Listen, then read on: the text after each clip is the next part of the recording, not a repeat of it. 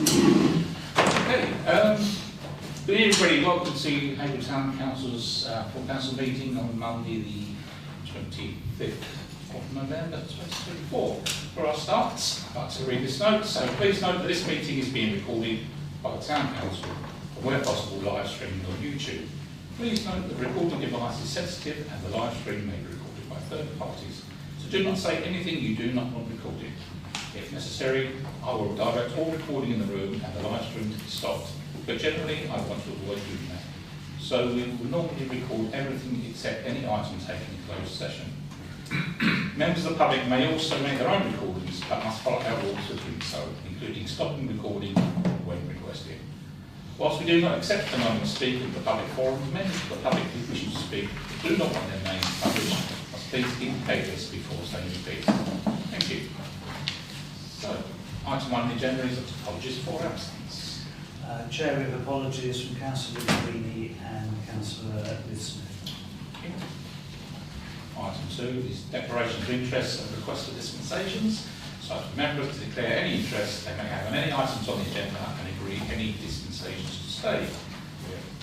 A, disclosable pecuniary interest, B, other registrable interests, or C, non-registrable interests. So, do we have any at all? No, then, thank you. Item 3 is the minutes of the meetings of the Town Council held on Monday the 28th of October 2024 and to confirm that they are a true record. So they are on the screens now. So first of all, can I make a proposal? Councillor Burns, seconded Councillor Martin. All those in favour? That's carried.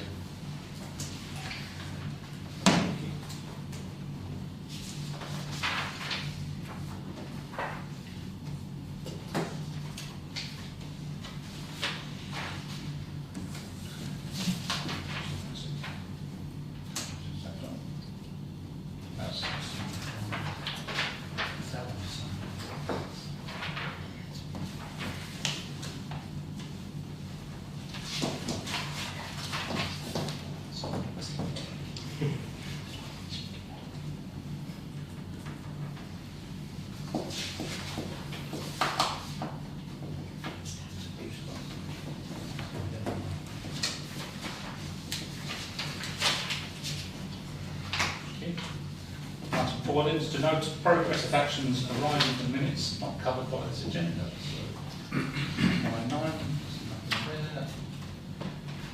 nothing there. Councillor Mason wants to pick up C24138 in his report. Quakers Lane. Quakers Lane. Do that in your report. Sorry? You'll do it in your... I can do that now. Yeah. So we've got C24140 is the sustainable transport plan. Yeah, that's been done. That's okay. It's 12. So C24143 is the applicant's report. Some generators. Some generators. 46. Some generators. Some generators. Okay.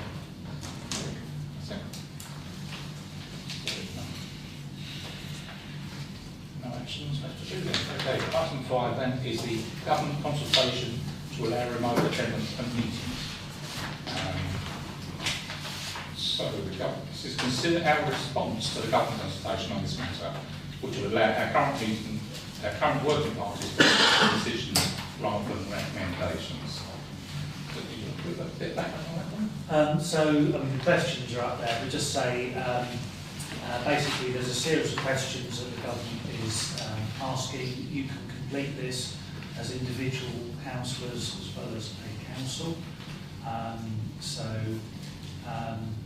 mean, the key question is, do you agree with the broad principle of granting local authorities powers to allow remote attendance at formal meetings?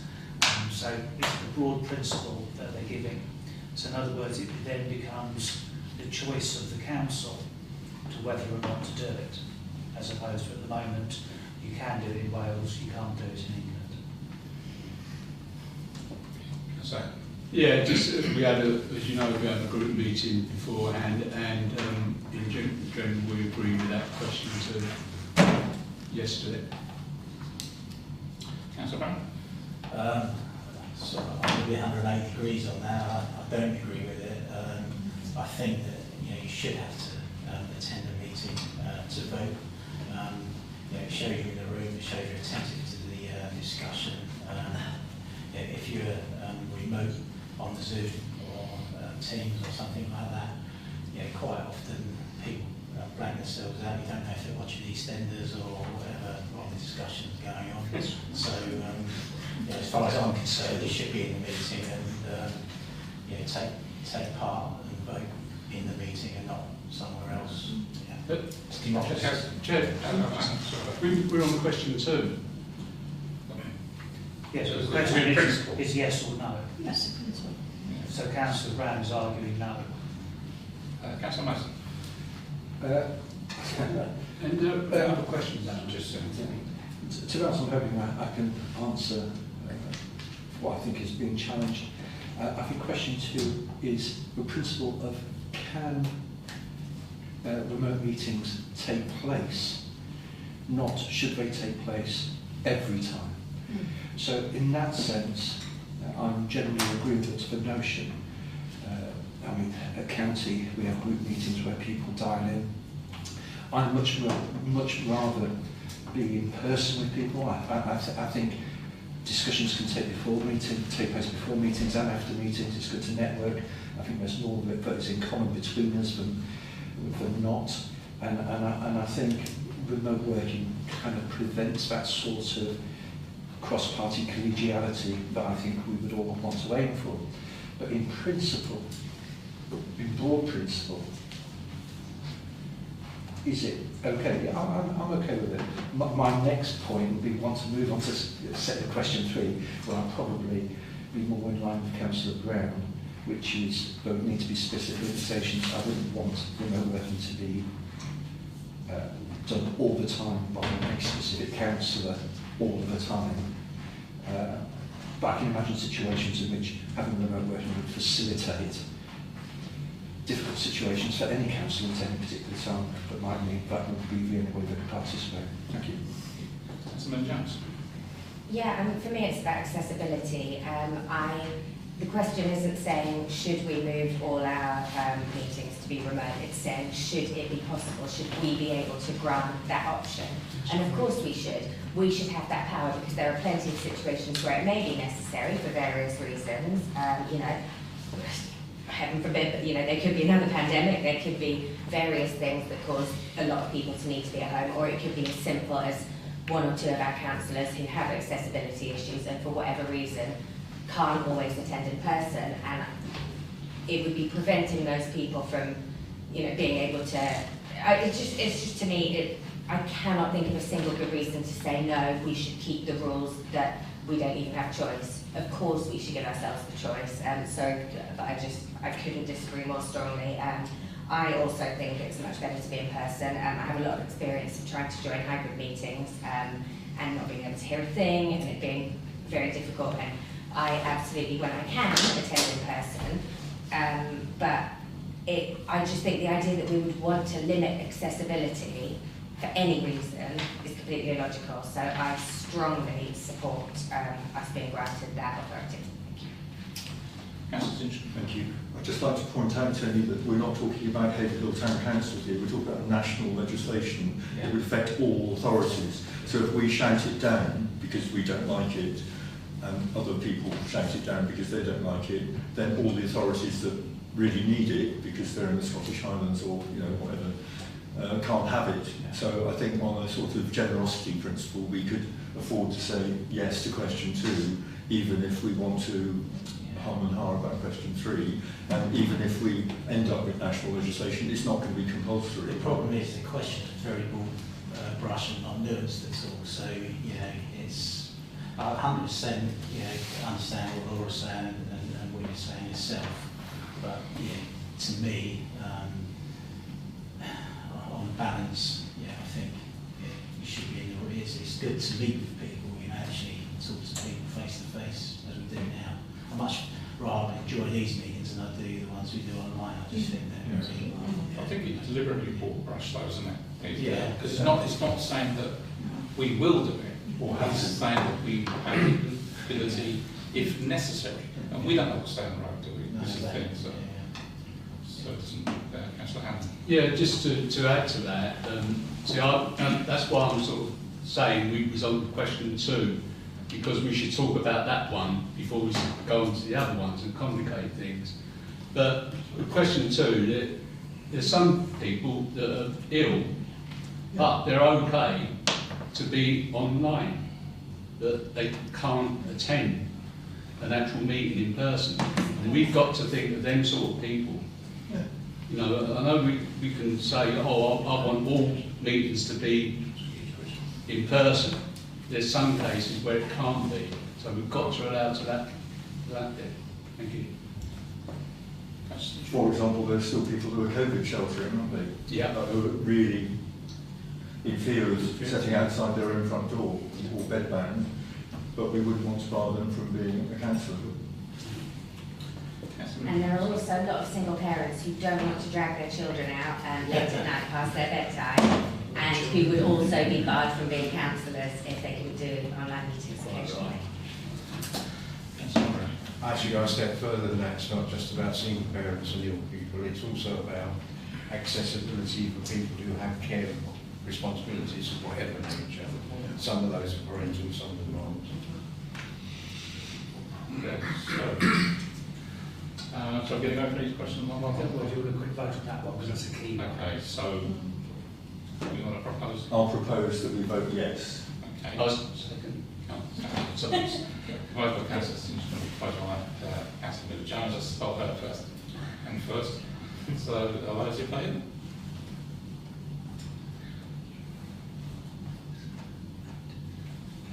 Those against? And rest abstentions, I guess. Thank you. Question 3 then, if you want to suggest a question, do you think there should be specific limitations? Yes, and now the opportunity to make it complicated. So the first option is that the meeting would have at least 2/3 members having physical attendance. So in other words, in terms of our working parties, they would continue to only make recommendations, because clearly otherwise 2/3 would have to actually be here, and then you might as well just everybody here and get rid of the working parties altogether. But that's in terms of formal meetings. So the this is more than a quorum, so this is saying double the quorum for the number of people who need to attend would actually need to be in the room, and therefore it's by exception, i.e. there's no chance that the majority of people are sat at home at the screen off watching EastEnders whilst other people are in the building. So that's the first one. So that's 2/3 of people being in physical attendance. The second. Colin, would you like to? Yeah, that's why I put my hand up, Chair, actually. Both of us at the same time. Lovely.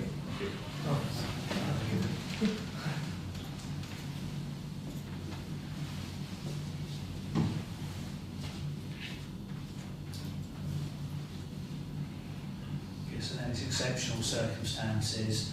And then the third one is basically it's up to councils to make their own rules as opposed to having a framework they have to work within. So in other words, you could choose as a council to impose A or impose B.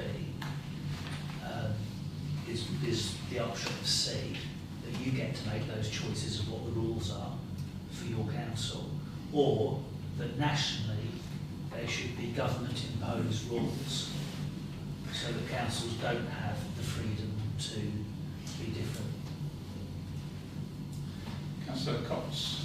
I think based on the discussion earlier, things that people have said already, I'd actually prefer looking at C to give us some flexibility once we know what's happening. I mean, you can still adopt A and B as part of what you do, but it gives us the flexibility, and that's how I would first feel. I agree. I think it should be down to councils, and I would support C. But I'm just wondering if, like with B, How would that work? I don't know if anyone knows. So like, would the government, because obviously the government is telling councils, you can't just let people stay home for no reason. They have to have a medical reason. So would the government then require councils to kind of give them proof of that? Like, how would that work? Because that seems, no. Okay, so it wouldn't work. So I support C either way, but I was just interested in how B would even work. But it sounds like B would be unnecessarily complicated for everybody anyway. So It's just a consultation leading into a white paper, so there's no... yeah. Councillor Tyson. Well, of course, typically B kind of happens already at district councils and county councils. If somebody is unable to attend, sometimes there is a dispensation if they aren't attending for a particular long time. So it isn't about proving it to government. Quite often it's the test within the council as to the reasonableness of a request. That's as much as I'll go on there. There is just a very small part of me that feels that having no limitations could see a breakdown of the way that normal council democracy has happened within the country. And I'll say again, that quite often the building of relationships, small conversations before meetings, conversations after meetings, and not just being able to eyeball people in the meeting itself. I would hate to see a situation where we weren't able to get 2/3 and that there was a temptation for it to all become online, because I think we're losing some of the heart and soul of what councils are about. C is giving us that option, isn't it? Councillor Close. I think D is the answer. Basically, we write what we want it to be, not what they're telling us it to be. I don't like any of these questions personally. A, basically, we have many meetings that are only just quorum, but we still accept them. Why should we now say, well, 2/3 got to come up, so we're going to have to start cancelling meetings and everything, particularly working parties, which are online. B, yeah, how do you do that? I don't know. C, I think that's going too far. With D, I think we should strike a happy medium and say we have a quorum system. Doesn't matter whether you're online or remote. If that meeting is remote, that's fine. My biggest query is going to be if we start having hybrid meetings because we don't have the facilities, and to install such facilities are not cheap, because you cannot guarantee in this building that you're always going to be in the same location. So to summarise, I think deal. Summarise that in one short sentence. You're saying that we. No, I didn't say that. I said why we shouldn't be doing A, B, or C. B, we should write our own words. Okay. Isn't that the same as C? Yeah, I think that's the same as C. Isn't that the same as C? Because Colin's asking me to sort of number about it. No, I didn't say about limitations. I say we should do what we want it to be, which is no limitations. It's not no limitations. It's basically saying, right, we have a quota system, we have this, we have that. But the point is that, are you talking about if Haverhill were able to make up the rules for Haverhill? Yeah. That's what you'd say. Or are you saying that Northampton Council also should follow the rules that we think? No, I think we should be able to make your own rules. Yeah, I don't think that's where it reads like that.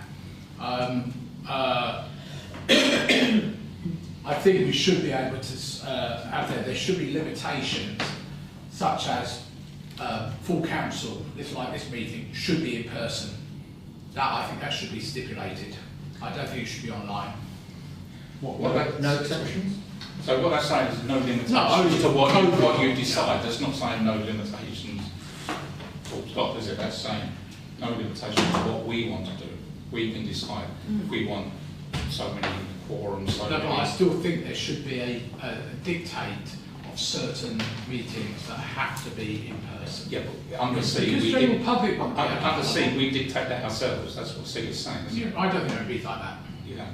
Councillor Mason.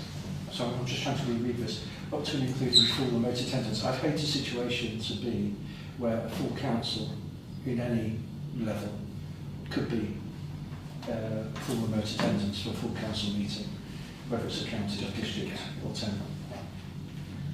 If there's a flood, it'd be really handy, wouldn't it? If there was, But this is The not flood. just, sorry, this is not just talking about full council meetings, it's talking about all meetings. Oh, yes, but don't forget, for thousands of parish councils in England, they only have full council meetings. They're small parishes. So if the law said that big councils have multiple meetings, they can have those ones as with some degree of remoteness, but all the little ones don't get any choice at all. Would be, if we said full council, should be an exception to that. Okay. Councillor Hammond. Yeah, I completely agree with C. I suppose that's a bit dodgy, that one. I think you can only add that if you have substitutes, really, 2/3. Otherwise, just leave it. I don't like the should word in B either. Members should. I don't like that. But I say that's the only thing I think of that, and that really, my opinion. Anybody got to make one? Councillor Jones. I'd like to propose to go for C. Okay. Second by Councillor Cox. All those in favour?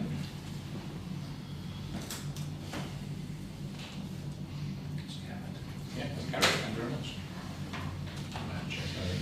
Question is...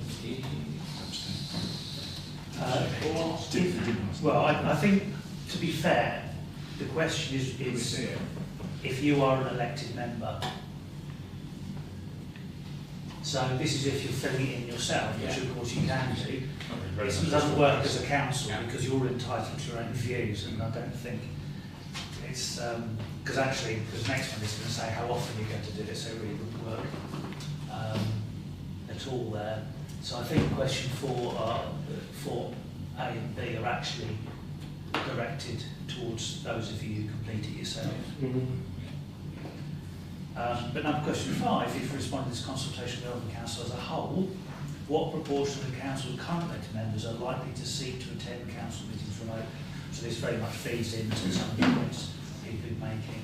So if we have I won't ask you to do the percentages, just give a show of hands to those people who think that occasionally they might seek to attend a council meeting that would normally be face-to-face, i.e. a full council meeting, that they may occasionally want to go remotely. With respect, it doesn't actually use the word occasionally that you spoke then, does it?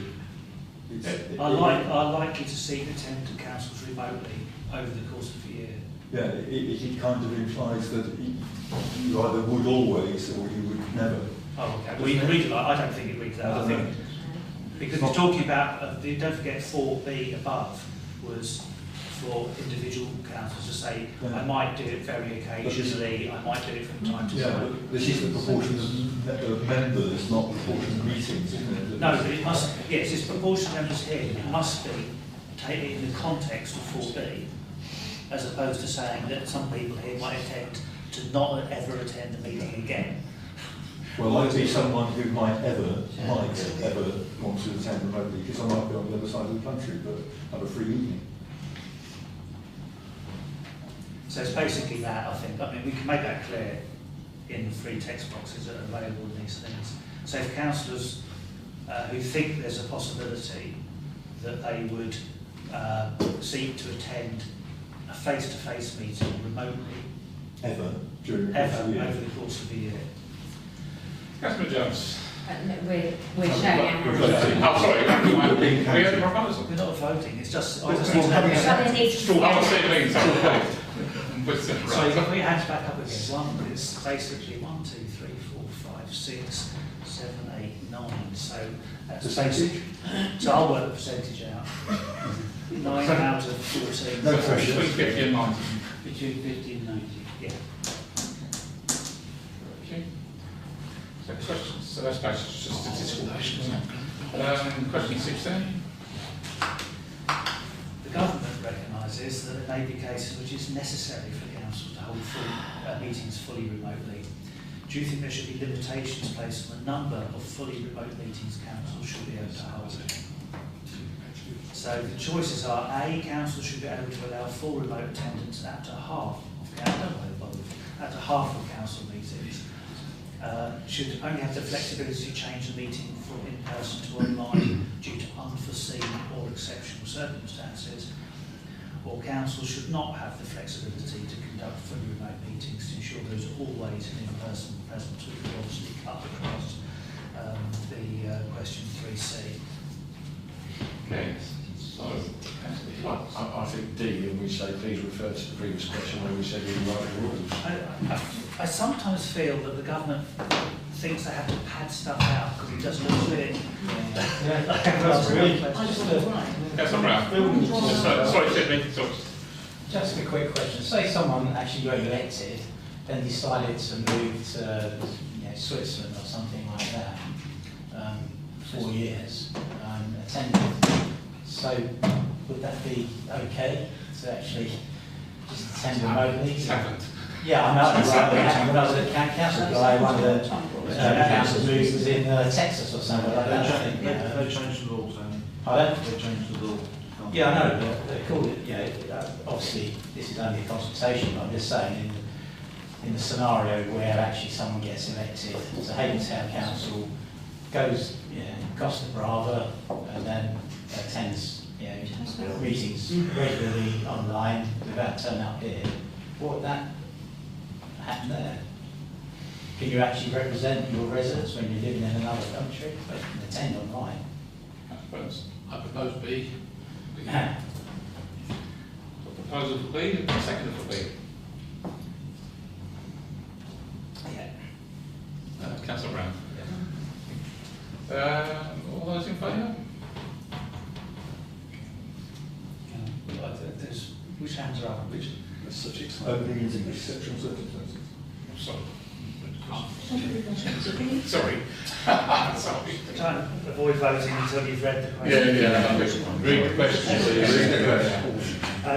So councils should only have the flexibility to change a meeting from in-person to online, or vice versa, due to an unforeseen and exceptional circumstance. Yeah, that would come to what we said in the previous question. Unforeseen, I never saw the circumstances changing. So only for a flood, not for illness, not for disability. No, sorry. This is. Disability isn't unforeseen. I've got a disability now and I'm going to have one tomorrow. No, hang on a second. This is, the government recognises it may be a case in which it's necessary for councils to hold meetings fully remotely. Should they only have the flexibility to change a meeting from in-person to online due to unforeseen and exceptional circumstances? Obviously exceptional circumstances can be anything, but that's the question. Well, that's exclude disability then. No, but it's the full council. The whole council saying we're not meeting here tonight, we're doing it remotely.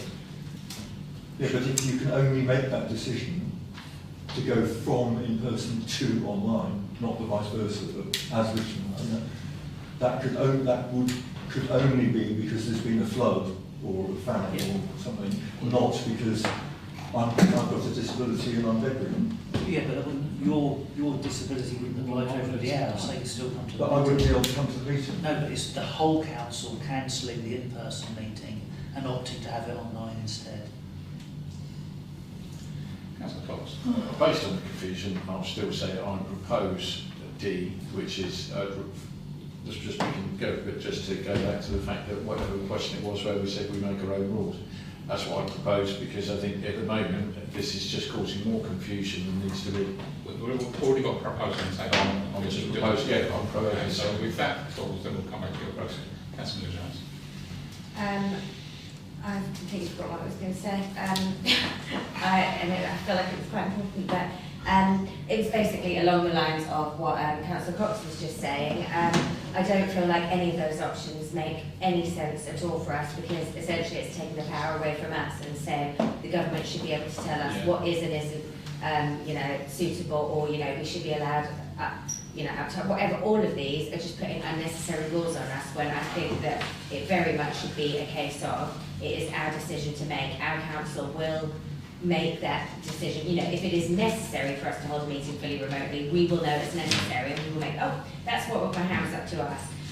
If that is the case, if the government go ahead and say, yeah, make your own decisions, how would that work? Would we need to vote on it? Because we obviously wouldn't be there as in for a meeting to go remote. Who would make that decision? Say we've got a full council meeting, but something's happened, there's huge floods, it gets suggested to go remote. Does that get voted on, or does it get decided by someone? Well, we have a policy, we vote on the policy, and then Yeah. Colin would have the discretion to work within the policy. Okay, fine. So yeah, that makes sense to do that. Yeah. To Okay, so- us to be the ones who know if it's necessary. Right, we've got a proposal from Councillor Burr, second by Councillor Brown, that we go for option B. All those in favour of option B?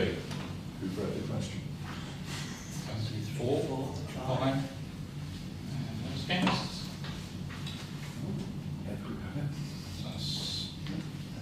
So that falls. Okay, so we had a second proposal from Councillor Cox that we Have our own laws. have around Go back to you. D. So D. What do you say? Have our own laws. Yeah, I would just go back to what we said, was that, just reuse the words from that question, which I can't remember whether it was through, and that was option C, we use that word. There should be no limitations. That's seconded by Councillor Jones. So all those in favour? 8. So that's right. Sorry. 2, 3, Because we 4, have 5, 6, 7, 8. Those against? Well, it's Is that carried carried? anyway. Yeah. Doesn't that, isn't that equivalent to D being no? Because there is a direct question. Oh yeah, D is simply no. yeah. We move on to the next Colin, did you hear what Alan said? Yes, I did. No. Yeah. Okay. Question 7.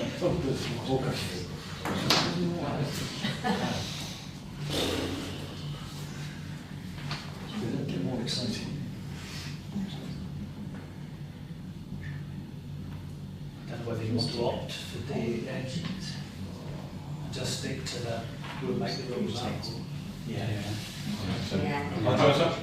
Yeah. Yeah. Councillor Brown's prizes, Councillor Page seconded. All those in favour? Yes, that's carried. Definitely not one where it says it can vote. So we could I think do we get English there.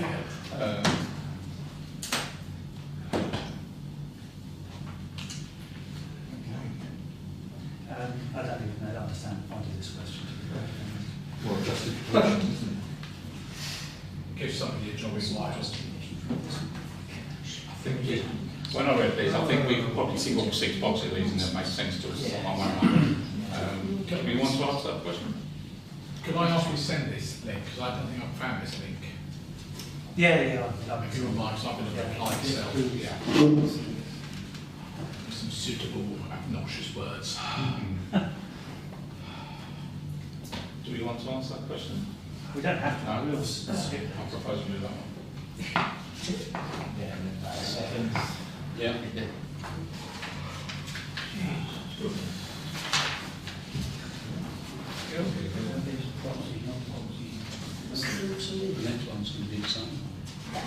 This one seems obvious. It would obviously benefit people with. I propose we say yes, it would benefit members. Yes. Standard stuff. Yeah. And second by Councillor Burns, all those in favour? Yeah. Worn you down. The proxy voting, I don't know whether, I mean, the first question is, would you allow proxy voting? No. No. We all agree with that? I'm opposed that, yeah. Second. Councillor Brown, all those in favour? Yeah, I think that's, I thought that would be. yeah. Good. It We release you from this. Thank you.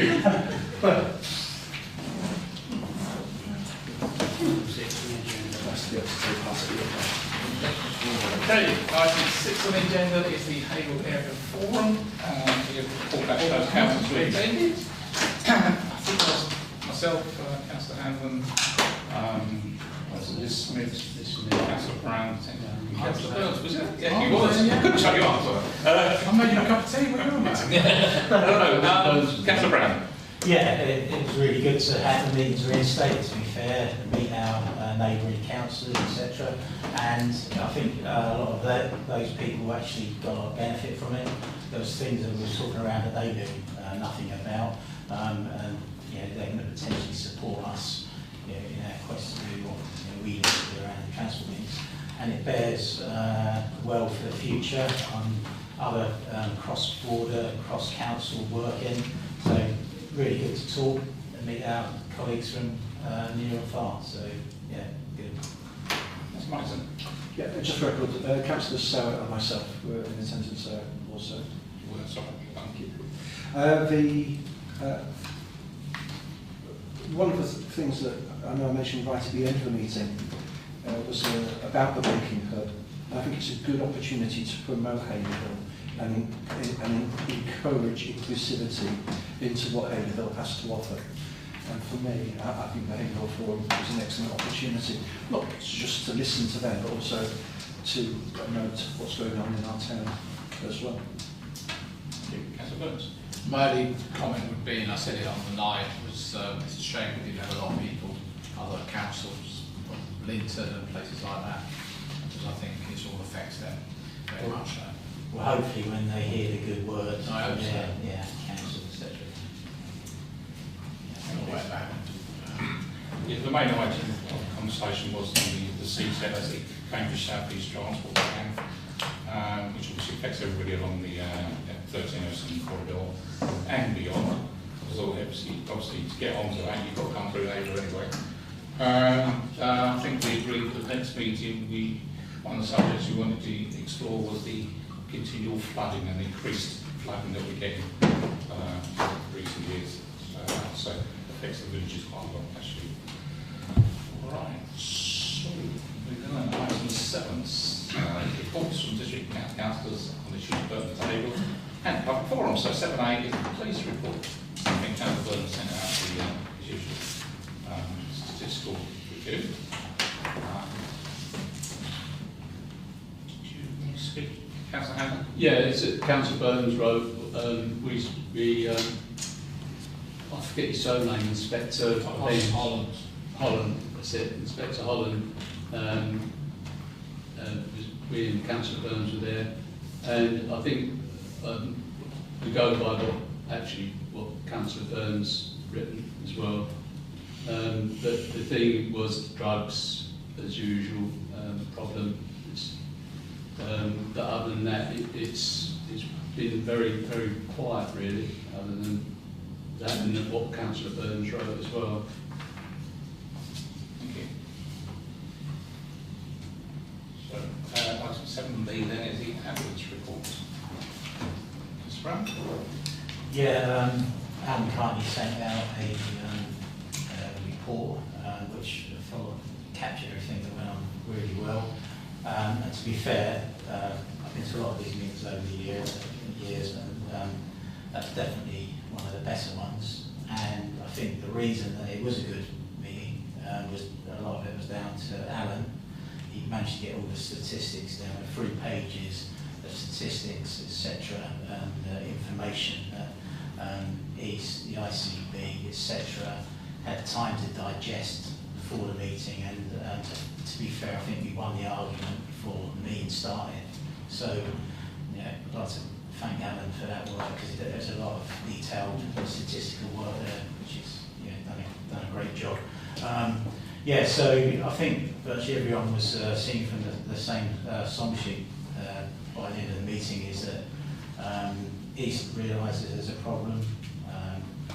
The ICB at Garrett, he realises there's a problem, and it was really good news at the beginning of the meeting that East actually announced that they were moving us up to a tier 1 location, which means that ambulances now gravitate back towards Haverhill. Well, Haverhill's got a stronger gravity, whereas before it would go and hang around Ambulance Hospital, etc. Because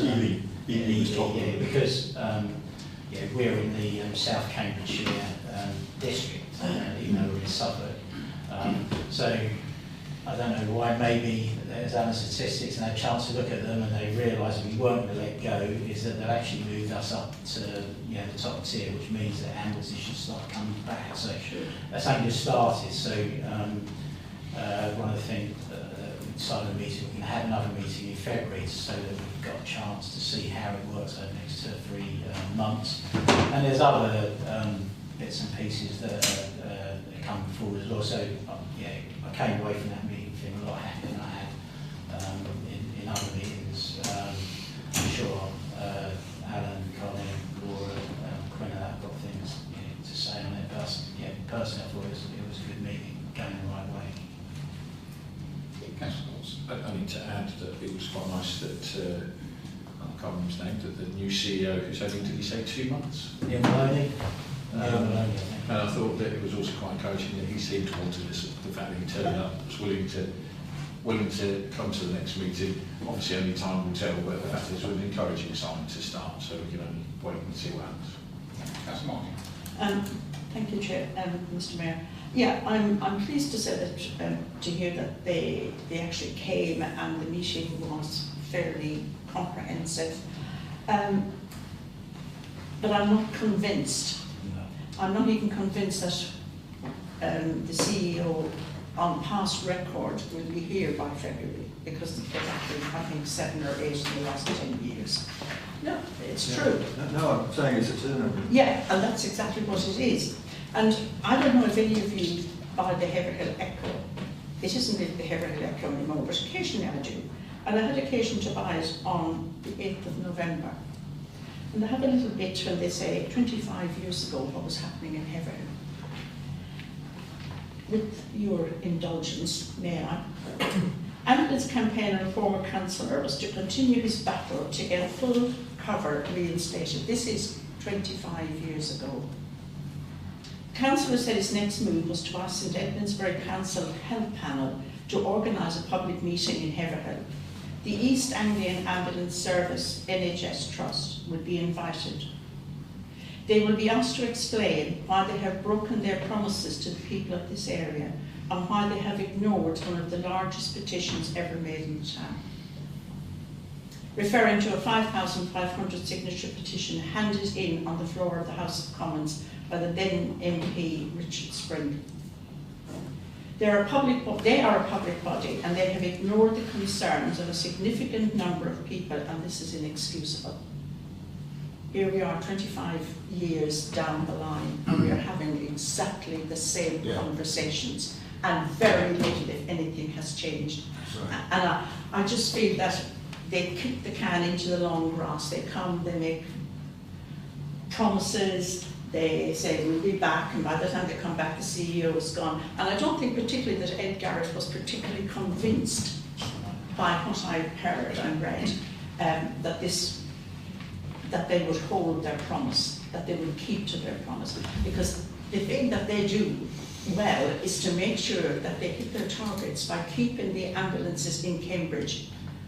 If they're now going to bring them back to Haverhill, this will change their time and their target time, and probably lower it as well. I hope, and I hope it works, and I hope that they do listen, but I don't want in 25 years' time, some of us councillors won't be here, but there are some of them young enough to be here, and that the same conversation will be had in 25 years' time. I just, we have to keep their feet to the fire. We have to keep the pressure on, because I think us in Haverhill and North Norfolk are the only 2 councils who actually get this data from them. So we really must keep the pressure on. Yeah, I very much appreciate all of that. I think we all here have a reason to be very wary. Because we've all been trying for so long, obviously some longer than others, but everyone here has spent years trying to get something done. I do have to say the meeting was very positive. There's a lot of stuff they said, a lot of stuff that is, you say they always are, but I haven't found that over in previous times. I felt that the ambulance service had come and they've given us a lot of platitudes, and basically said there's nothing we can do. This did feel different. They gave us quite a lot of actual concrete things they're doing. I don't actually know, sorry, I did read, I kind of skim-read the report, and I'm not sure if all of the things that were mentioned. There were quite a few things that were going on. Obviously there was the massive increase in staff numbers, there was stuff that's quite hard to quantify that they talked about how they're improving their culture and have improved their retention, and they're trying to stop, obviously they had a big problem with loss of staff, which they're trying to, there's a lot they're doing, and they were very keen. It was their suggestion to come back in February. I do think, I'm not saying it's all going to be fine. We had a lot of questions about some of the things that they were saying, certainly, and a lot of it I'm not sure quite how they're going to achieve. Things like the sort of 45-minute handover times at Addenbrooke's, which Neil Maloney said he could foresee no issues with managing those. And I asked a friend who works in A&E at Addenbrooke's if she knew what they were changing to sort of make this possible. And she told me about a couple of changes, but it doesn't really seem like enough. I don't know. So there's definitely a lot of question marks, but I would say it's not the same as previous times when we've basically been fobbed off. They do very much actually seem to be interested in, you know, for the first time taking us seriously. My biggest concern was that there was talk about community first responders, obviously doing an amazing job. I would actually like to become one myself. I'm not saying we don't need them, but I do not want the buck to be pushed onto first responders to solve this problem, which needs to be solved by the ambulance service. And I think it's really important when we speak to them again that we don't accidentally fall down that sort of pitfall of saying to them, like we'll get some more community first responders, you know, if we get more first responders. We don't want them to pass that problem on to us. So the one thing I would say is that I hope we can all agree that it's really important that we don't let them sort of try and put this onto volunteers to solve the problems that they need to be solving. But I personally am looking forward to the February meeting and to seeing what has changed over those weeks. Thank you. Thank you. Councillor Hanson. I fully support the Town Council's work in trying to raise the issue of increased ambulance service. I think Councillor Stinchcombe and Councillor Brown are doing a sterling job of raising the awareness. I support that wholly. I'll say again what I've said previously. I think there is a systemic structural issue with how the ambulance service operates, with a finite resource and finite capital. If we were to secure an ambulance tethered to Haverhill, there'd be no guarantee that under some sort of financial review that would then again be taken away. When you've got countless ambulances sat outside hospitals with paramedics tending the patients in there, when you've got hospital corridors filled with patients, which is why the paramedics are sat outside, when we've got a lack of ambulances, paramedics are calling out for more ORVs to take the pressure off the ambulance service, responsibilities. My daughter is one of those. And that's not just in Haverhill, although Haverhill is recognised, but there's other places around that also need an ORV. Unless we get the investment, unless we get that structural reform, I suspect the reason it's been lasting 25 years is because there's been a lack of structural reorganisation to release the ambulances to be able to do the job effectively. I would put it to the Town Council that possibly now is also a time to write to the Minister for Health, West Streeting, making the case for Haverhill and a case for this reform that is so urgently needed, not just for the last 10, 15, 20 years, but probably much longer than that. Now is the time where we need to see that reform take place. That's essential. Thank you. I'd like to agree with Councillor Martin that Ed Garrett, I think it said in the second paragraph, the beginning of the second paragraph of my more detailed report, that he needed to be convinced. So yes, he was not, oh, it's fine, you know, they've got it under control. Neil Maloney did actually, I was kind of watching the minutes tick by. He spent a lot of time telling us all the analysis about how they're going to improve things.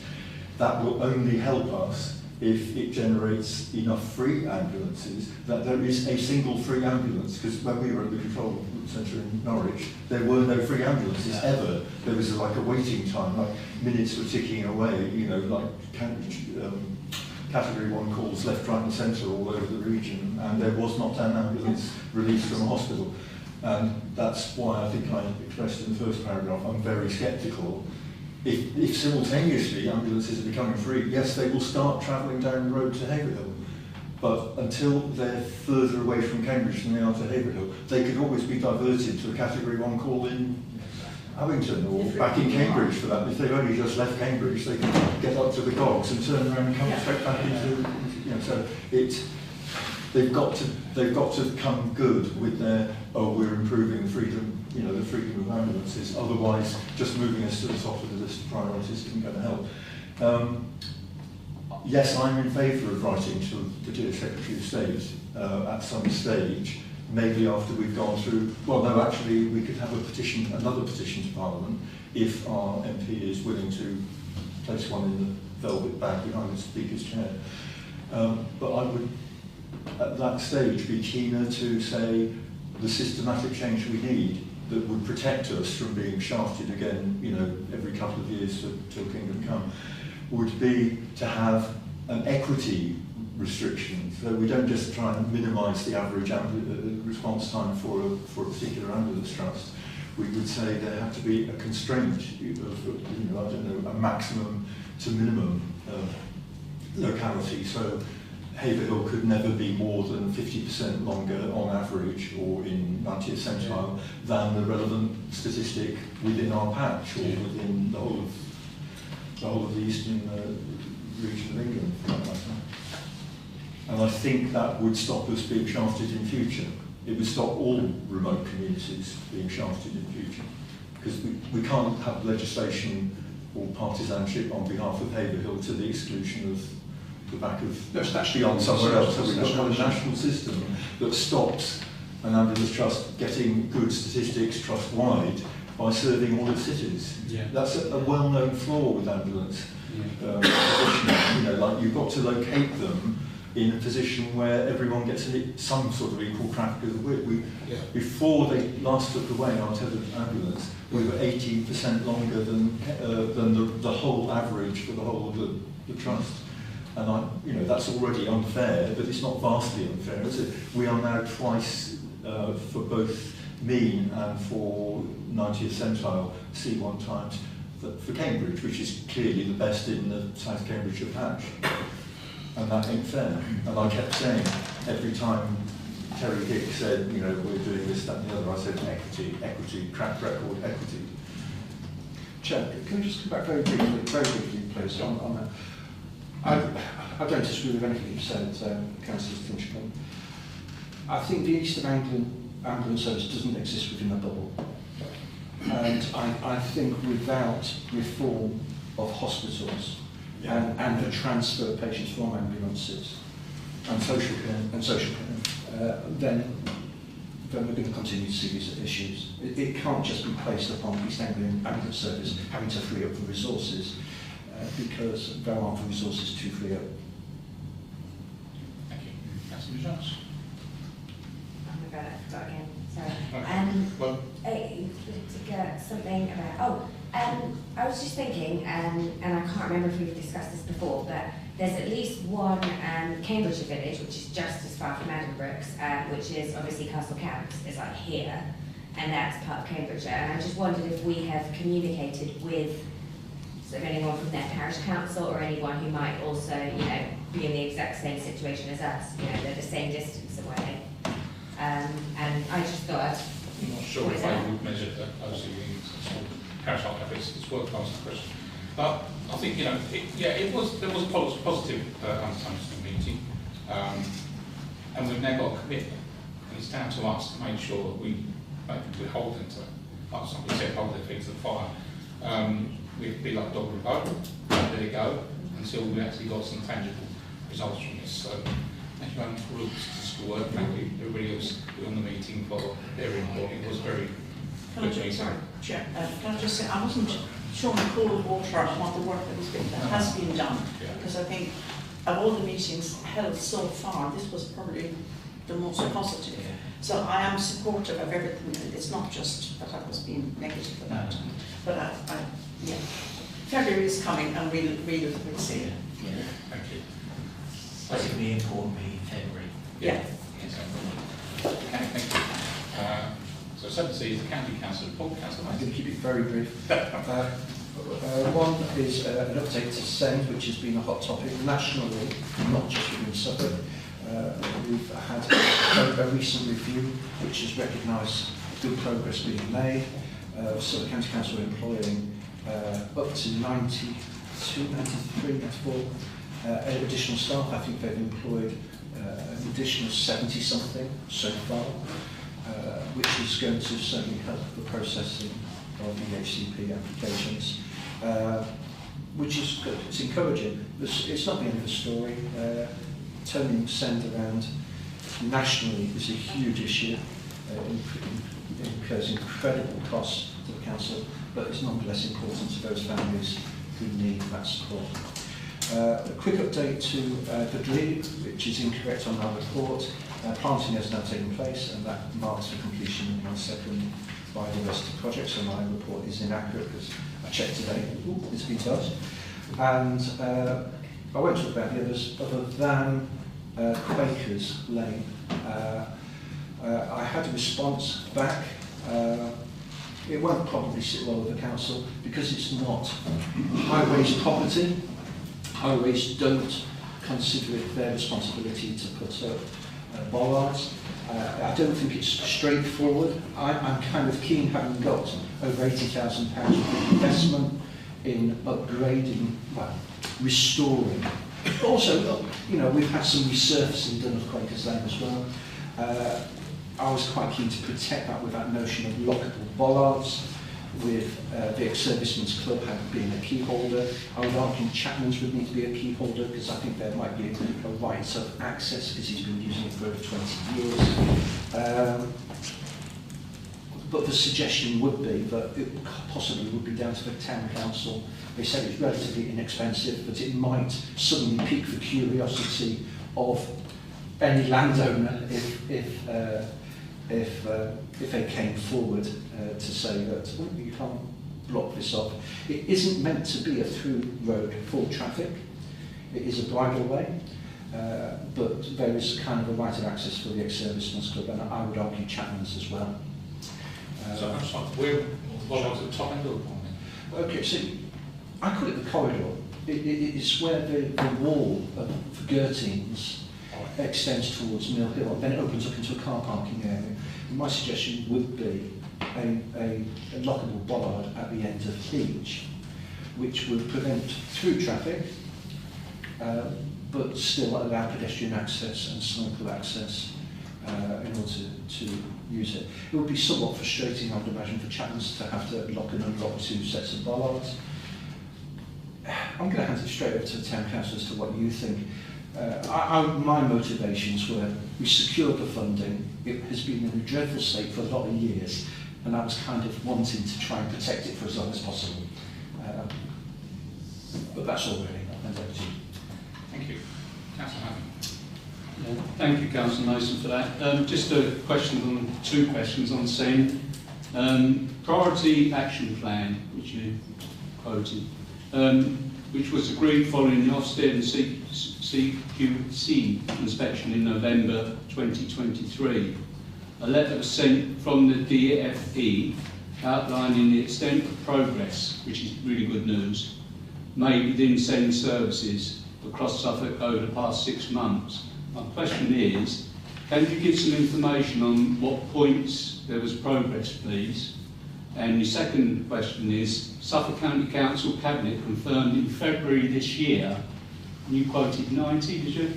It says on here that it was 60 new members of staff will be recruited to drive forward important reform to the way special educational needs and disability SEND services are delivered in Suffolk.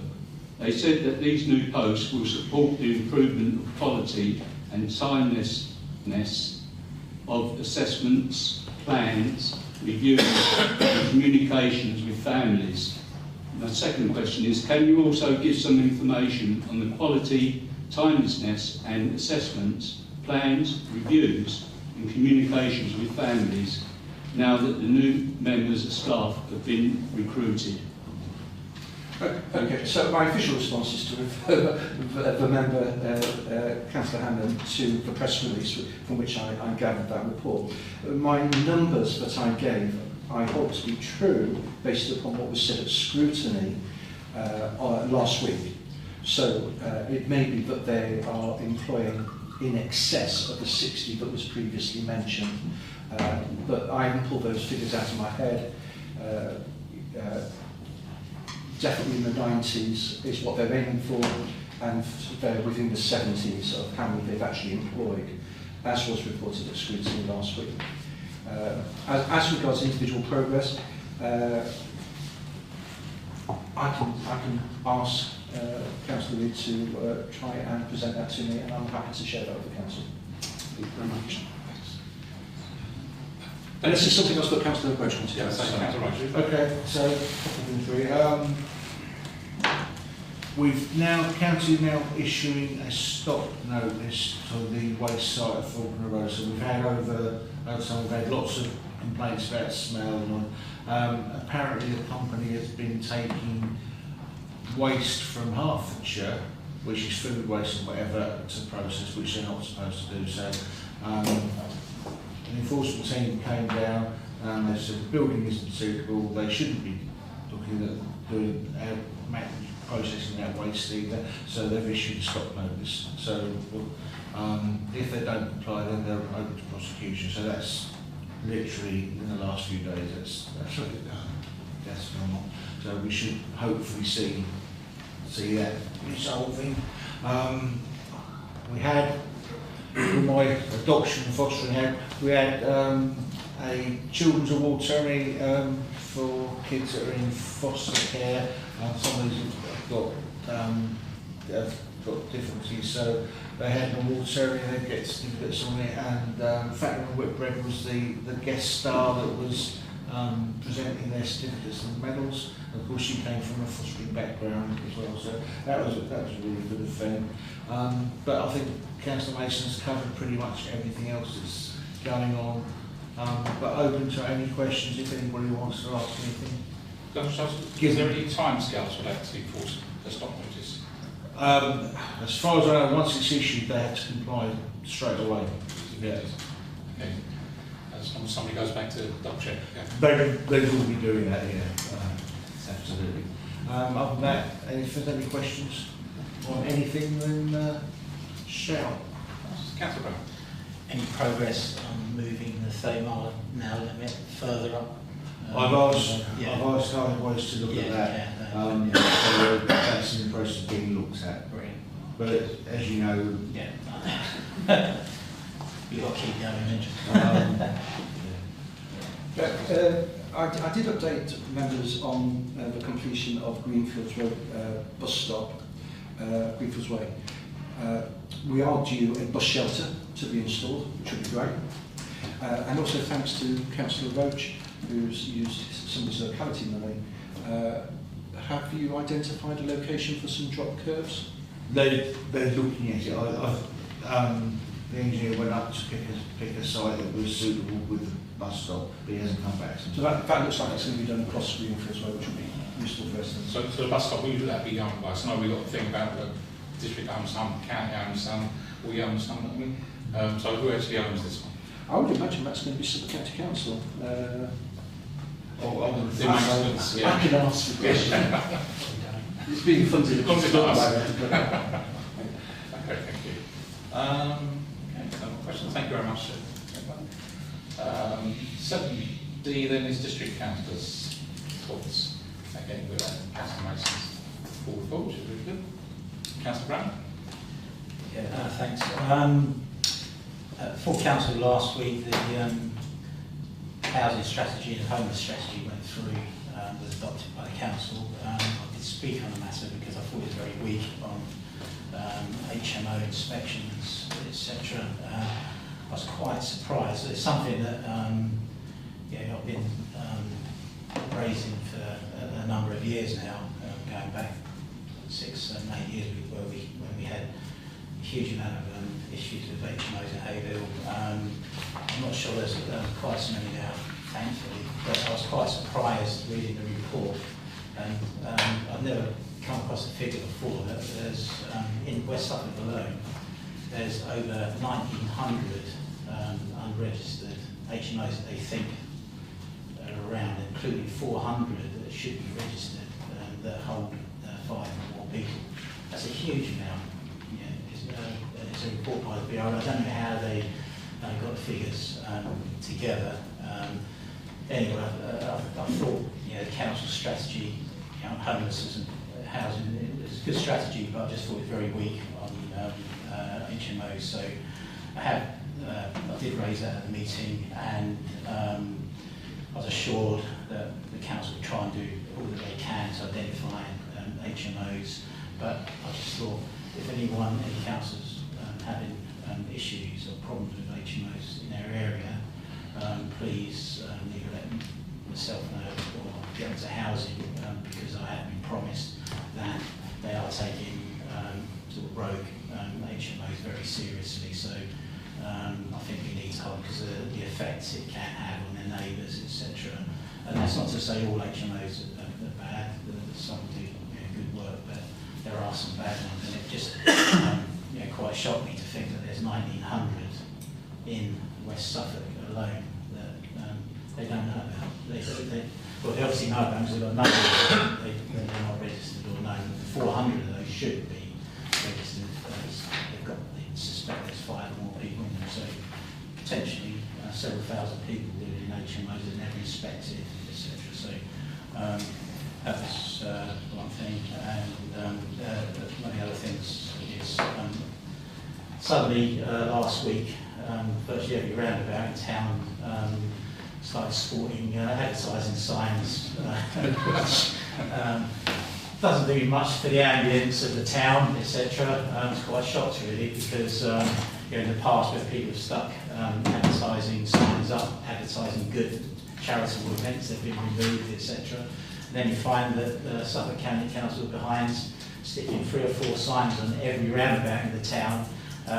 Some of them advertising businesses that are nowhere near Haverhill, come from Cambridge, etc.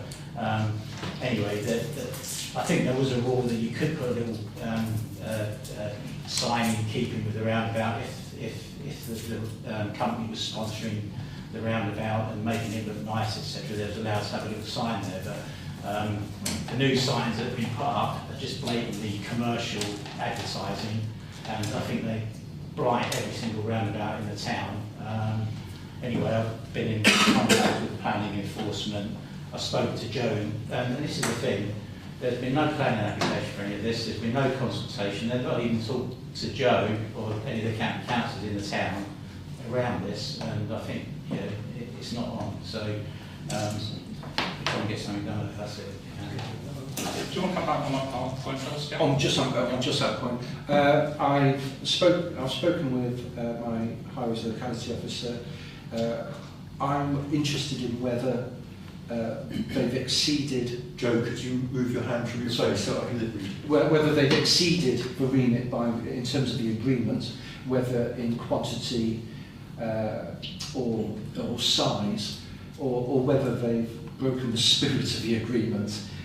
It seems excessive. I'm fully in support of Councillor Brown's comments. They're obtrusive and doesn't portray Haverhill particularly nicely, especially on those roundabouts where there's nothing on them. You've got, it basically turns our roundabouts into a billboard, in my opinion. So I have asked for a proper response from Suffolk County Council to see what the agreement was and whether it has been exceeded by this third party. I think if they were maintaining the roundabouts and they were advertising their business while doing that, then I could accept that. But just to have an advert there, it's a distraction, surely. Safety usage. Yeah.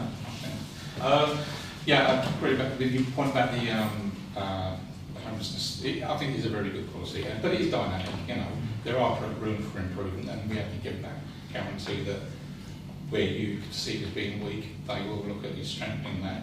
I did struggle to find, I'm not down to look at your figures, I did struggle to find where you got that 1900 from. Is it in the report? I looked through it, I couldn't find it. But anyway, I'm not saying you're wrong. I read it out of the report. Yeah.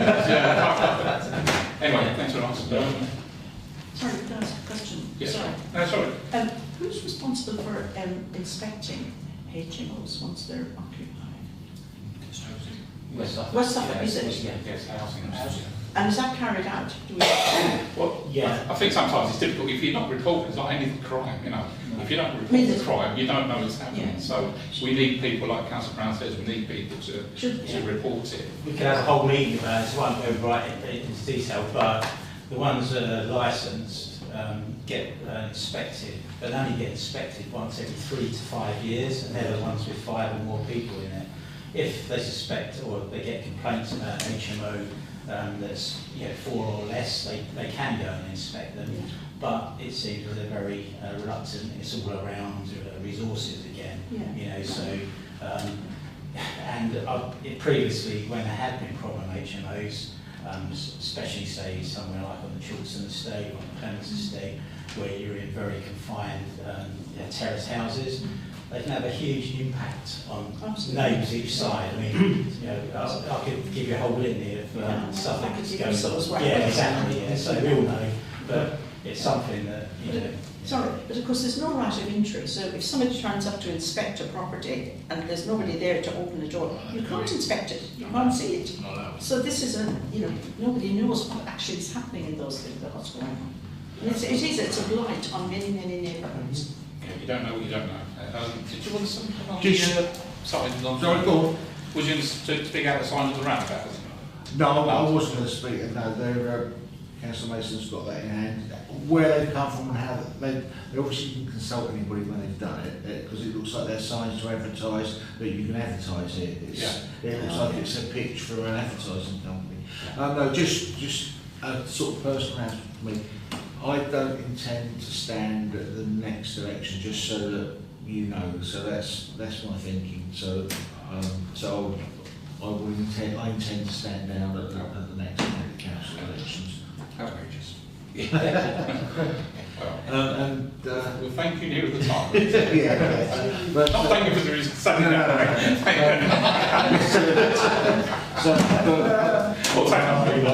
But with that, I shall take my leave. Mr. Mayor. Okay, thank you very much. Cheers, Dave. Thanks very much. Yeah, so we're moving on then. There's no more district councils reports. 7D is the town council's matters report. And again, Councillor Bird, for your report. Sorry. Did you want to add anything to that at all? Have you got any questions? Can I say something? Yeah, so please, Councillor Martin. It has been brought to my attention fairly recently. I don't know if the other councillors around the table have had residents in their ward contact them about this. The shops, the service has been removed. People who were diabetic or are diabetic and have other various conditions and need to use needles, they had a shop box which they could take to their doctors and they would dispose of it. That is no longer in operation. It has been removed from Haverhill. So people now who have shops and need to dispose of them either have to take them to Newmarket or to various St Edmunds. Now, of course, that again is dependent on whether those people have access to transport, how they're going to get there, and why this has happened now. It is, I think it's shocking, really, and it leads on to maybe people will think, well, I can't be bothered to go there, I can't get there, and they end up maybe in waste disposal, in black sacks or in black bins. And it's why this has happened, it is up to me, it's something that should still be in operation here, and we should not be expecting those people to take their shops to Newmarket or to various St Edmunds. Councillor Master. Okay, so this was brought to my attention about 3 weeks ago.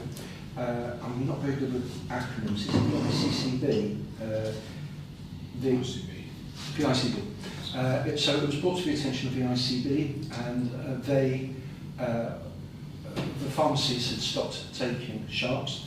It is a recognition that there is an issue that needs to be resolved because West Suffolk don't want to collect the sharps. And there is a goal for pharmacies to again be collecting the sharps. So I'm hoping that that is going to be a relatively quick fix. It is being talked about, it's being recognised as an urgent need, and I'll try and get an update. And I won't wait until the next council, I'll try and get an update to the members. So there's a cost element, so who is bearing the cost if they do reinstate that service, do you know? I don't know. No, I don't know either, but I'm trying to find out. But it has, the discussions are taking place, and there is a recognition that there is a need for locally collected sharps within Haverhill. So. Only on that, I've got an email from West Suffolk Waste from about 6 years ago saying we are responsible for this, so why have they stopped doing it? Would be my question. Only on my report, very quickly, I mentioned about parking, the freedom of information request I did. To give you a statistic, in the 12 months to April 24, West Suffolk CPE issued 470 tickets in Lower Downslade car park for the whole year. In Queen Street, they issued 4. You know, the worst place in the whole town, and they managed to issue 4. I mean, that's scandalous as far as I'm concerned. And that's not just the car parks are by far the highest number of figures. And I will distribute the figures once I've got all into a big spreadsheet. Thank you. Okay. So, several members of the public are welcome to make a statement or put a question at this time. Has there been anything to say? Yes, Chair. On behalf of the community and myself, I'd like to thank Mr. Poole and all the councillors that are here for the outstanding work that you all have been doing for us in this town and the service to which you all have delivered. And long may it continue to do the work and support our town. As I said, I live here since 1966, so I have a good understanding of how this place has been working. However, secondly, I would like to draw reference to Councillor Burns' report that he has written from the Great Worsley Hall. The second paragraph of Appendix 2. I'll just refer to the two bottom lines. It says, NHS has once again ignored a position of provision of health service facility on the estate. Instead of looking to the equivalent money offered for service now, not guaranteed to be spent in the town. I look at and read this and see whereas there are forces who are working against us in this town. And this is unacceptable. And I just wondered if the council here tonight would consider to try and see if you will contact the representative of this town and Haverhill, which is the MP, to support this situation here and try to somewhat lean onto the health service and put this problem to the health service and see whether we can get some result into a positive way to have a better outcome and rather than what's going on here. Because each time it seems that Haverhill applied for something or somebody tried to put in something good to serve this town, there seems to be a forces who blocking it. We have here given, and I guess a number of you councillors here will remember, there was a councillor that leave and went back to Wales, who went out and raised thousands of pounds that bought a machine, which was the diagnostic machine, and sent into this town for the service of us here in this town and neighbouring villages. That machine was disappeared, never been put in service here, and disappeared to Bury St. Esmond. It has been said that it was now fall out of date, and they would look into what way they would renew it and bring it back to Haverhill. That has not happened. What we're hearing is somebody and somewhere there are people who are working forces against Haverhill.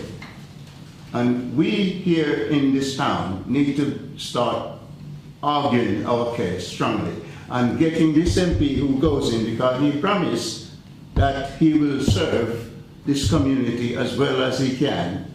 So I'm suggesting tonight that the councillors here take steps to try and get him involved, to try and see what's going on and see if we can bring these services back.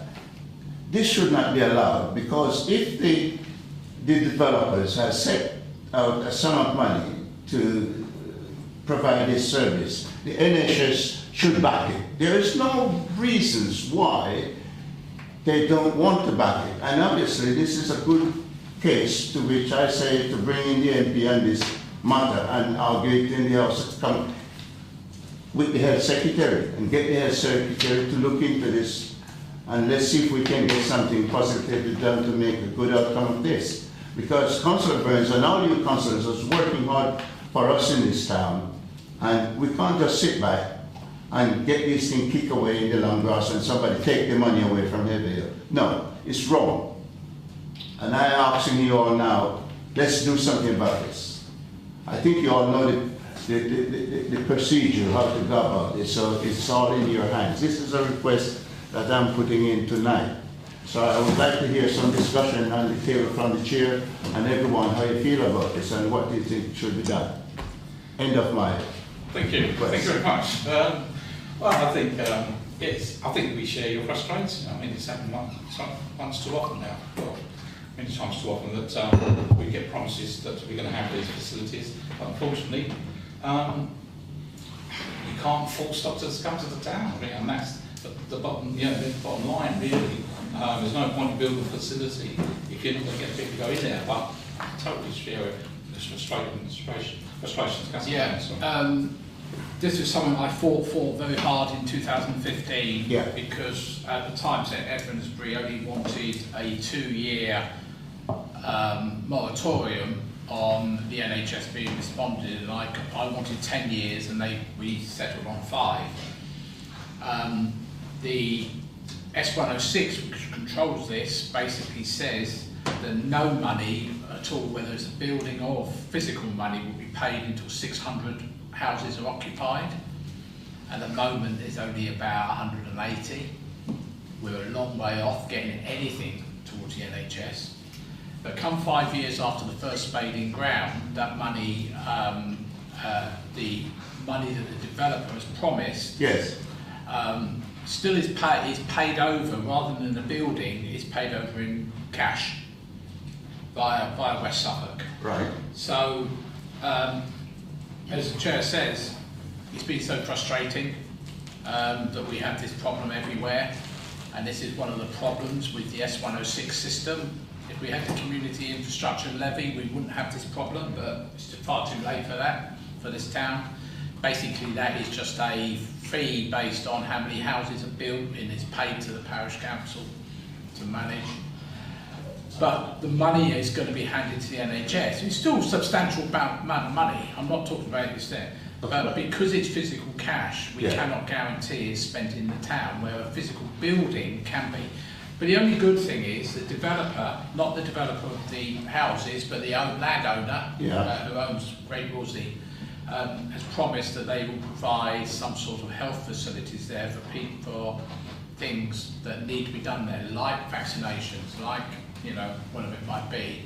So if the doctors or whoever want to go there in the future, they can be able to use that facility in the local area rather than people having to come down to town. Right, sure. Because at the end of the day, by the time we built off the northern part of that estate is going to be the best part of 2 miles from the central town. Well, Probably no yeah. bus service either. Yeah. We have had this conversation with the MP and he's well aware of the situation, but we're happy to write to him again to sort of gee him up, if you like, to get him on the case. I think so, yes. But we've got no problem with that at all. So Yeah. that's distinction. Would like to thank you for encouraging us over the ambulance issue, because although he in person, the MP, didn't turn up to that meeting we've been talking about earlier, his researcher did come in instead and take notes and ask questions, Right. which was a kind of positive indication that the MP is actually interested in further action. Oh, good. We'll stay in touch with that. But it's really at least, I mean, if we take, that's number 4, isn't it? Where on earth do you get rid of your sharps? But it's like, where is our outpatient services? Yes. You know, the crumbling health centre isn't really fit for the purpose for a lot of outpatient services.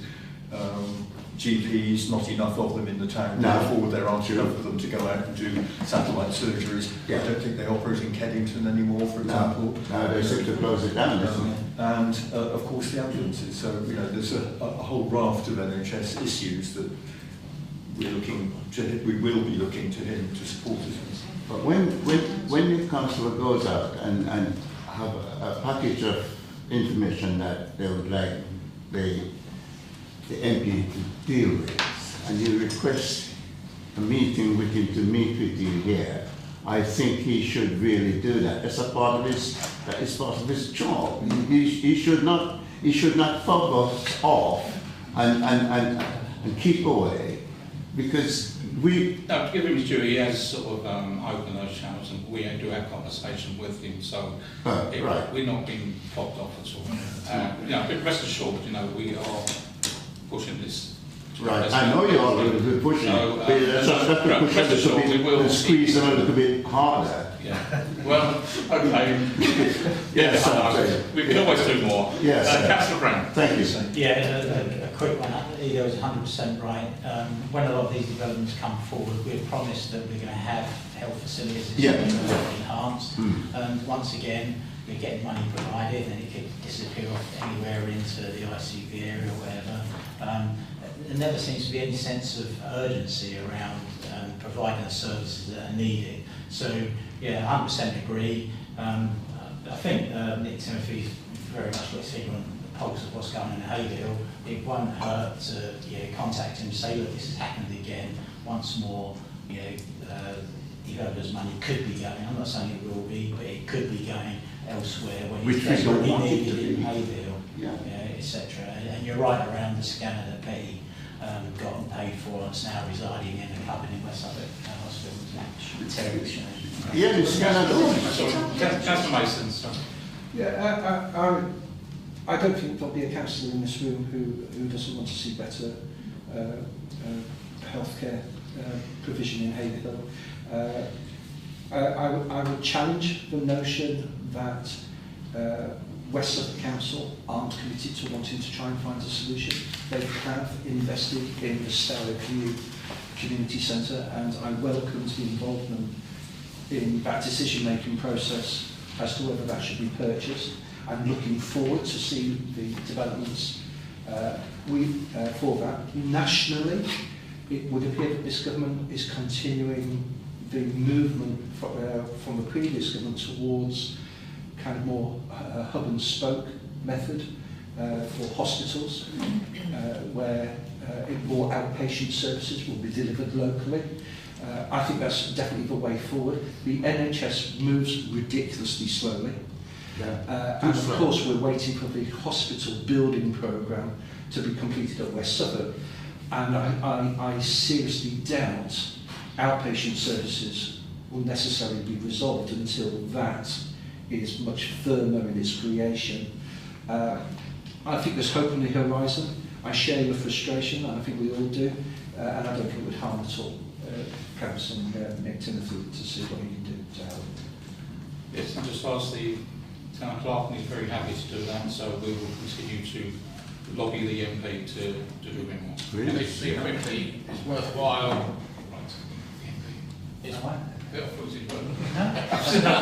That's going to be on the agenda for the next meeting. Oh, sorry, It's worthwhile reiterating the paragraph in the S106 because if the NHS don't want it, there's nothing to stop West Suffolk Council saying we will have it. That's right. So they might take it, you know, they shouldn't be just ignoring it.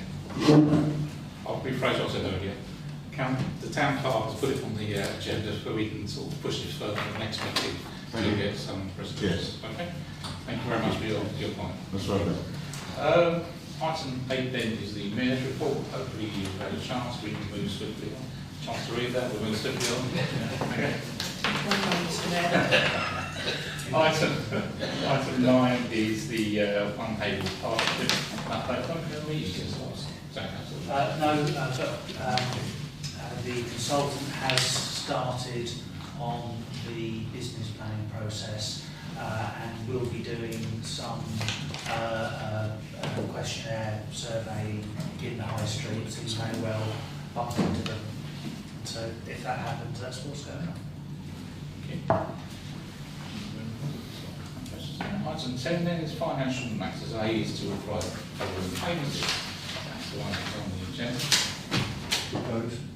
Proposed by Councillor Nichols, seconded by Councillor Burns. All those in favour?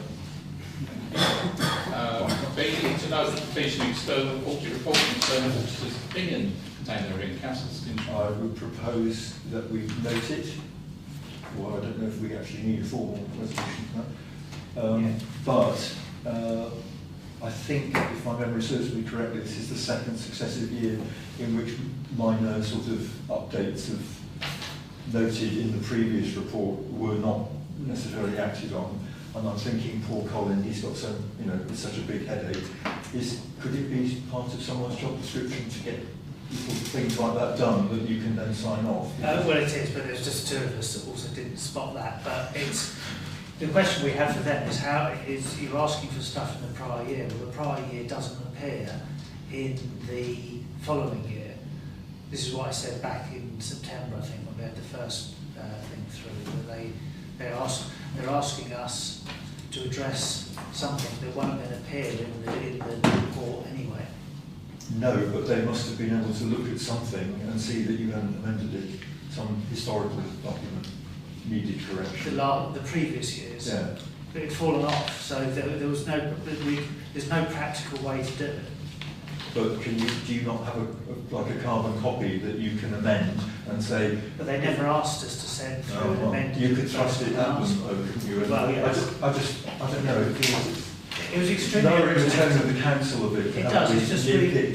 Well, and the nitpicking is what it is. It's really childish nitpicking. Okay. Because actually, if people spot a typo, what normally happens is that you chuck it back and say, I think there's a typo.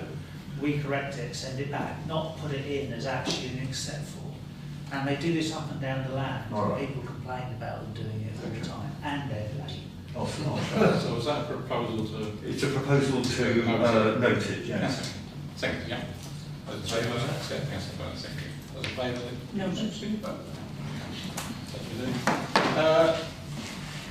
C then was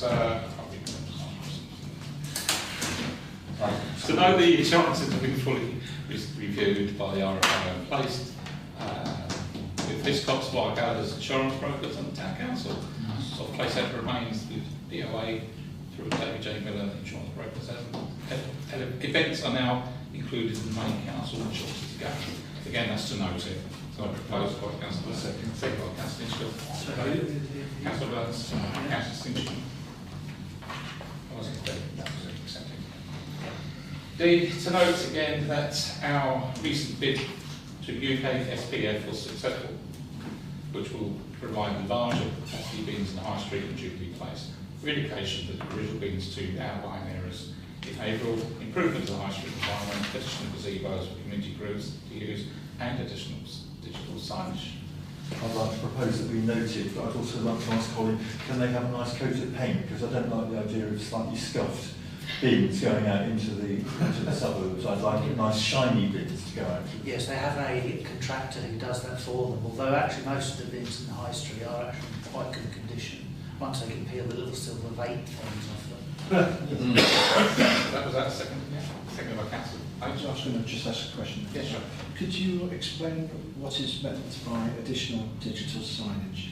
Do you recall that last year we got funding for 2 of the signs? A bit like when you see on the motorway, there's a sign up and it's sort of saying roadworks are going to be here for the next 6 months.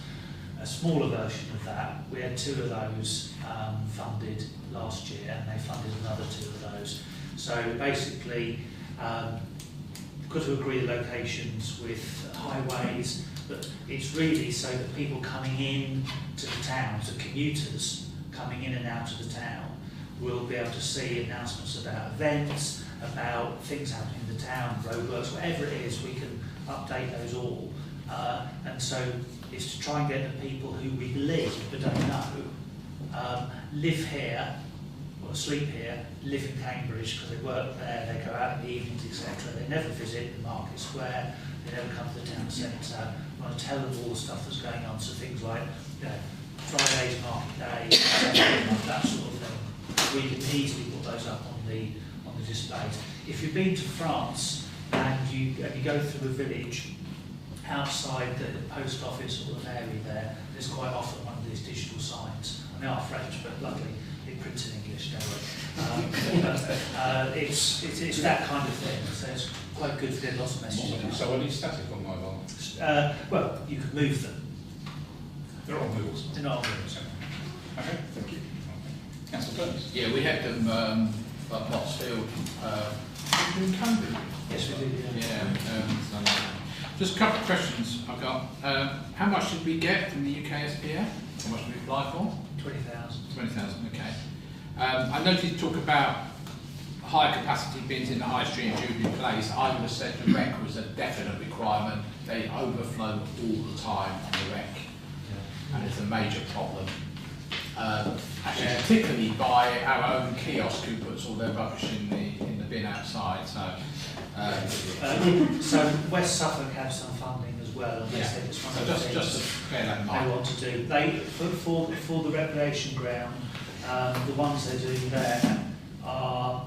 Look, there's one down in outside Costa's in the High Street. Yeah. It's an actual a wheelie bin without a lid, but inside a metal frame, and that's where they wanted to put around the recreation ground because they're twice the capacity of all the other little bins. Yeah, there are bigger bins there, but not where they're needed. And finally, I noticed you mentioned the additional gazebos. Are we going to store those because we've just got no storage, have we? Yeah, because there's 2 double-sized gazebos. Okay, because no storage in our storage unit.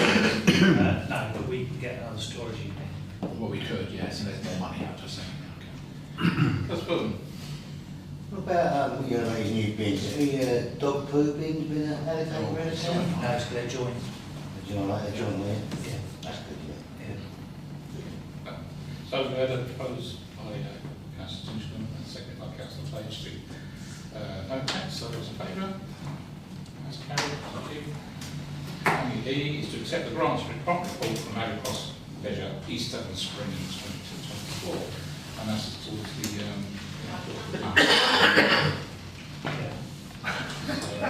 anybody got any questions? Councillor My Burns? only comment, which it came up, I think it was attached to, the leisure. Well, we sent it out on Rock Beach, yeah. I wrote some notes there, but my only comment is over about the attendance versus the bookings. Over the whole place was very poor, but in some cases, but it does worry me that it may be allowing others who would like to go in it and find it fully booked, not be able to attend. This is an outdoor event, is it? Do you know if the weather had anything to do with it? Well, it may be, because I don't know I can't remember what days these were. But When the grant application came in, one of the things councillors asked was do you maintain a waiting list so that we don't have this issue, and they assured us that they did maintain a waiting list. Quite how that works if people are up in the morning. There may not be a wait list, but absolutely. Yeah, I mean, some bad, quite bad. Yes. Thank you. So to accept that proposal, Councillor Tinchcombe, seconded by Councillor Martin, all in favour? Thank you very much. 13 is the adoption of committee reports. First one is 13A, planning committee. It's with the adoption of the minutes of the meetings held on the 7th and 18th of November 2024, and any recommendations contained therein. Those by Councillor Housen, second by Councillor Andre. All those in favour? Carried. Thank you. 13B is the Leisure and Community Committee. Again, we've got the minutes of the meeting held on the 11th of November 2024. By Councillor Bird, seconded by Councillor Page. All those in favour? Carried. Thank you. Item 14 is actions taken under delegated power, which I have done. 15 is provisional meetings calendar for 2025, and to agree the revised provisional dates for meetings in 2025. So, revised dates for There was Wednesday snuck in there, so. Yeah, I mean, sorry, can I just, yeah, thanks for changing it. My only comment was, you've got a couple of items in red, which in theory are stag meetings like today, but I'm not aware that there are any other stag meetings that day. Because they look like the 28th. 28th can't be a Monday, can they? No, exactly.